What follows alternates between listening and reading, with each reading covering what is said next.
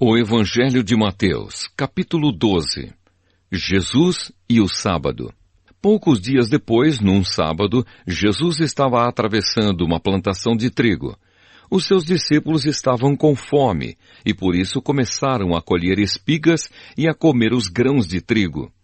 Quando alguns fariseus viram aquilo, disseram a Jesus: "Veja, os seus discípulos estão fazendo uma coisa que a nossa lei proíbe fazer no sábado."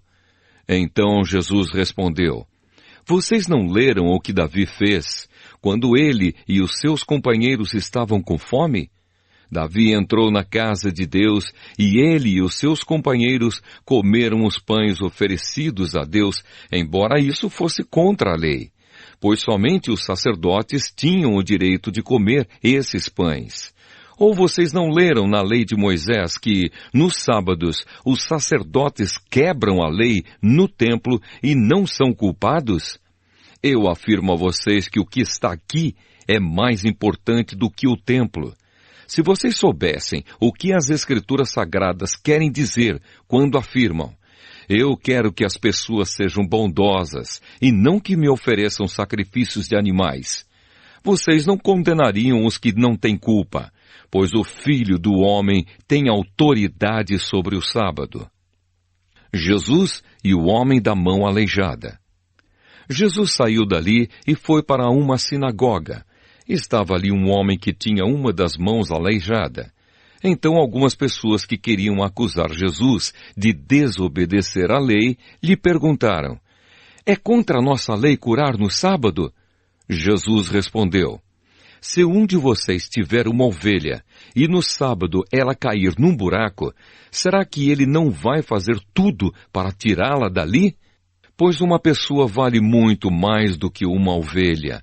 Portanto, a nossa lei permite ajudar os outros no sábado."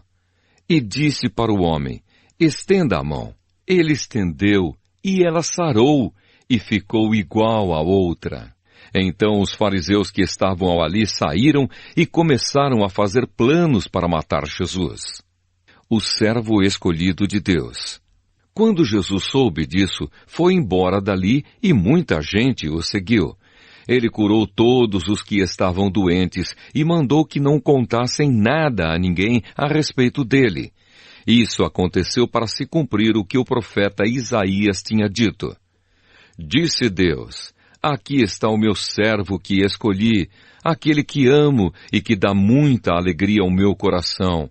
Eu porei nele o meu espírito e ele anunciará o meu julgamento a todos os povos.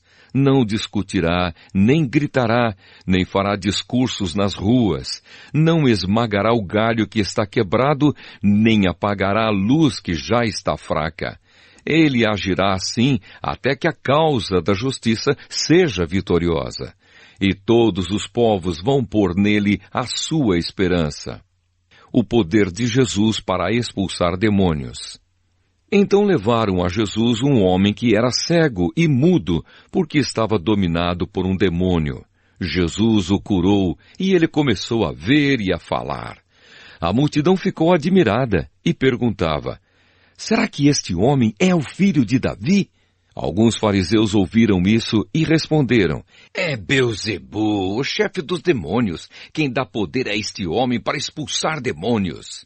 Mas Jesus conhecia os pensamentos deles e disse: "O país que se divide em grupos que lutam entre si, certamente será destruído, e a cidade ou a família que se divide em grupos que lutam entre si, também será destruída. Assim, se no reino de Satanás um grupo está combatendo contra outro, isso quer dizer que esse reino já está dividido e logo vai desaparecer. Vocês dizem que eu expulso demônios porque Beelzebu me dá poder para fazer isso. Mas se é assim, quem dá aos seguidores de vocês o poder para expulsar demônios? Assim os seus próprios seguidores provam que vocês estão completamente enganados. Na verdade, é pelo poder de Deus que eu expulso demônios. E isso prova que o reino de Deus já chegou até vocês. Ninguém pode entrar na casa de um homem forte e roubar os seus bens sem primeiro amarrá-lo. Somente assim essa pessoa poderá levar as coisas que ele tem em casa. Quem não é a meu favor é contra mim, e quem não me ajuda a juntar está espalhando. Por isso eu afirmo a vocês que as pessoas serão perdoadas por qualquer pecado ou blasfêmia que disserem contra Deus. Mas quem blasfemar contra o Espírito Santo não será perdoado. Se alguém disser alguma coisa contra o Filho do Homem, será perdoado. Mas quem falar contra o Espírito Santo não será perdoado nem agora, nem no futuro. A árvore e as suas frutas. Vocês só poderão ter frutas boas se tiverem uma árvore boa. Mas se tiverem uma árvore que não presta, vocês terão frutas que não prestam. Porque é pela qualidade das frutas que sabemos se uma árvore é boa ou não presta.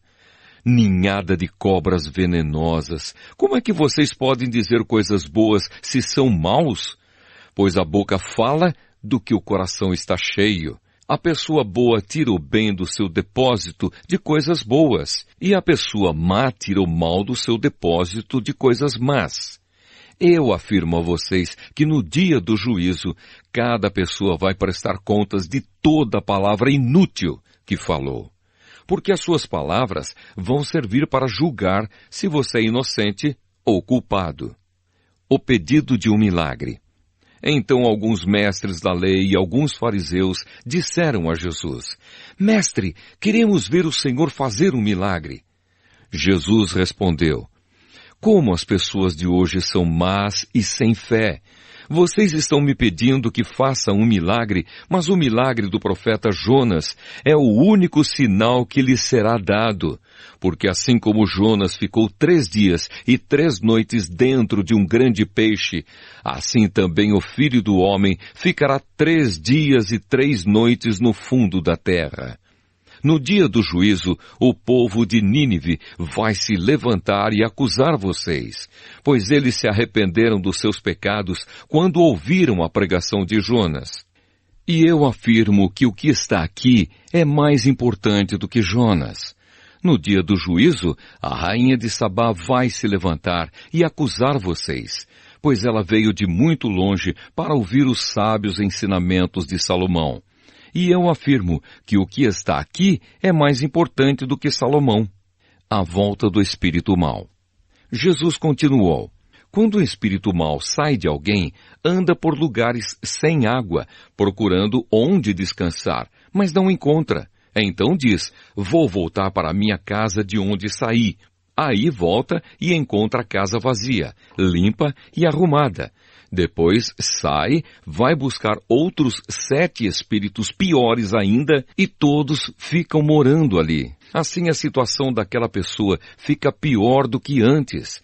E isso também acontecerá com esta gente má de hoje. A mãe e os irmãos de Jesus. Quando Jesus ainda estava falando ao povo, a mãe e os irmãos dele chegaram, ficaram do lado de fora e pediram para falar com ele. Então alguém disse a Jesus: Escute, a sua mãe e os seus irmãos estão lá fora e querem falar com o Senhor. Jesus perguntou: Quem é a minha mãe e quem são os meus irmãos? Então apontou para os seus discípulos e disse: Vejam, aqui estão a minha mãe e os meus irmãos, pois quem faz a vontade do meu Pai, que está no céu, é meu irmão, minha irmã e minha mãe.